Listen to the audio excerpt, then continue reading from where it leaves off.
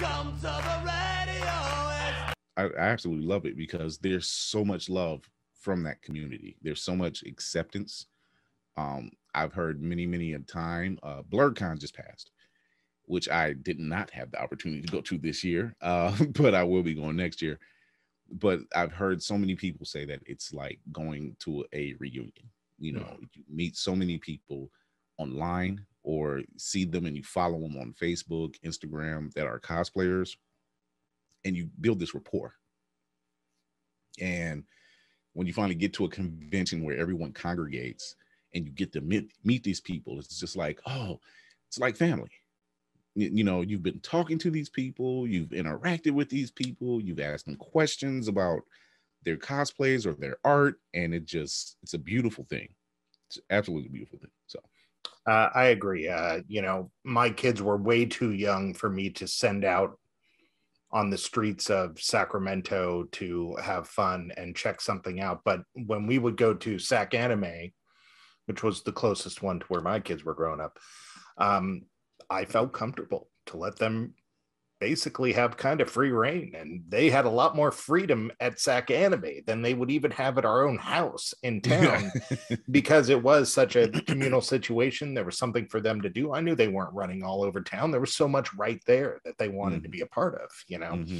And then you go out there and find them and you think, okay, well, maybe you'll find them doing something shady, and they're not. They're eating ice cream on a bench with their friends, you know? And it's like, it really was familial and safe and a lot of fun.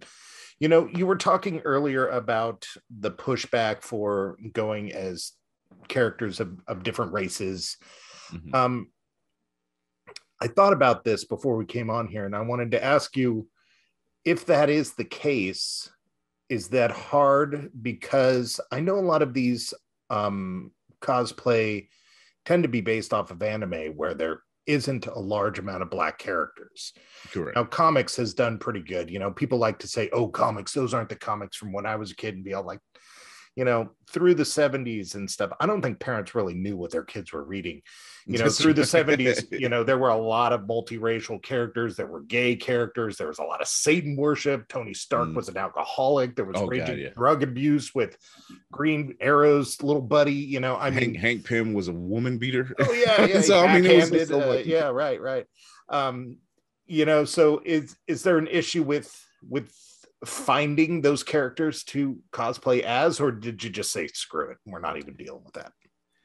You know, people just dress. They do what comes to them best. I have seen some fantastic foamsmiths and seamstresses, and I do not hold anything against them at all. You know, I created my platform to allow them to showcase their work and their talents and their gifts, because that's just what they are. And they, once again, I just had a young lady on last night, and she was a cosplay winner and for BlerdCon, and she makes all her costumes. You know, and a majority of her costumes are from anime characters, and then some are from, like, I think she just did like a photo shoot from the characters from Once Upon a Time, and she was dressed as Snow White, and the other young lady was dressed as Regina, which is the evil queen. And they just generally have a great gift, and they get such, how do I put it? I don't want to say pushback, but they get more recognition than they do get pushback. It's sort of like that thing when they say, you might hear all those yeses, but then it's that one no that sticks with you. You know what I mean? Sure. You know, and it just kind of sticks with you. But well, and I'm sure part of it, you know, a no is not always a no. Sometimes that no carries a stigma that another no doesn't, you know. Right, exactly. So, but also what I've come to find as a cosplayer, when you go somewhere and you've worked weeks, months, maybe even a year on end working on a costume, and you go somewhere, you just hope that it just fits the bill, you know.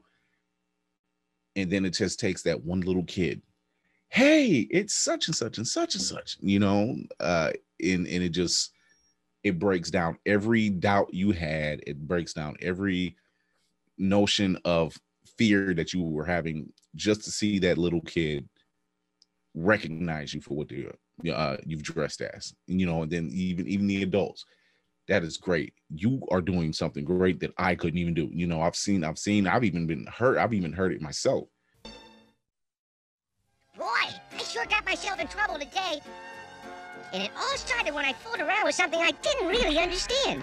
When you're growing up, it's natural to be curious. But when you fool around with things you don't understand, it's downright dangerous. Things like electricity, pills, or berries in the bush. Play around with them and you're playing with trouble.